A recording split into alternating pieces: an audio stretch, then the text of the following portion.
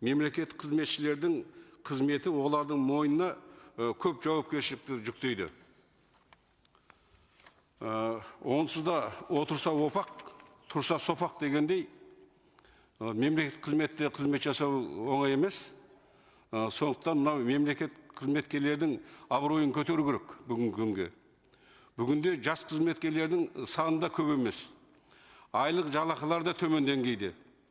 Мүмкіндігінше оларға жағдай жасап, айлық жалақысын көтеріп, үй, басқа да тұрмыстық жеңілдіктер жасауға әрекет жасап, оларды барынша қорғау керек. Мынау тұрмыс сана сезімді билейді деген қағидатты ұстанымыз дұрыс бар деп ойлаймын. Мына мемлекеттік қызметте қазір дұрыс жауап бермей, дұрыс сәлемдеспей қалса да, сол мемлекеттік қызметте жаңағы сын айтып атады. Әлеуметтік желіде төпештеп атады.